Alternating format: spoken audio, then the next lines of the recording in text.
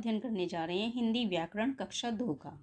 तो यह कक्षा 2 का हिंदी व्याकरण है, तो जिसमें पाठ 2 का ही अध्ययन कर रहे हैं, जिसका नाम है वर्ण विचार। तो वर्णों के विषय में तो आप सभी भली भांति परिचित होंगे, तो आज उसी के विषय में हम अध्ययन करने जा रहे हैं।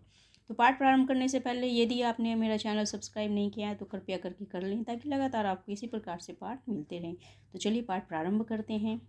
तो यहाँ पर देखिए लिखा हुआ है, पढ़िए। नल रथ शेर। तो नल रथ शेर एक ध्वनि समूह है। इसमें क्या है, ध्वनियाँ हैं।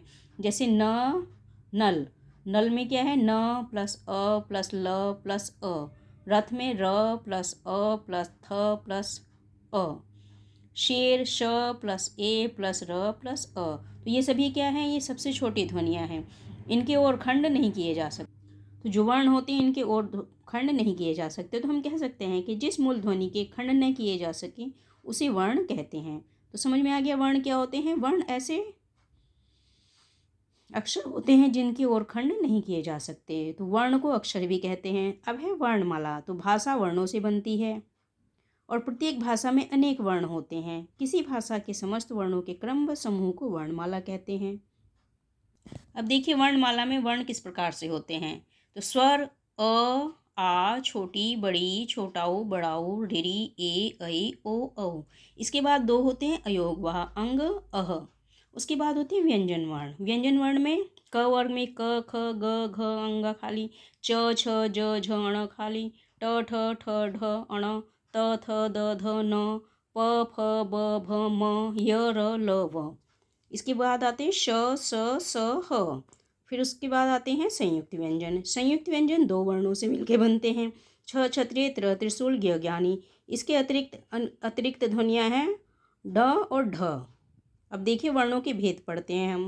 अब देखिए वर्णों के भेद किस प्रकार से। सबसे पहले होते हैं हमारे स्वर। तो स्वर क्या होते हैं, जिन वर्णों का उच्चारण स्वतंत्र रूप से होता है, अर्थात जिनके उच्चारण में किसी अन्य ध्वनि की सहायता की आवश्यकता नहीं होती, ऐसे वर्ण स्वर कहलाते हैं। स्वर वर्णों की संख्या 11 है।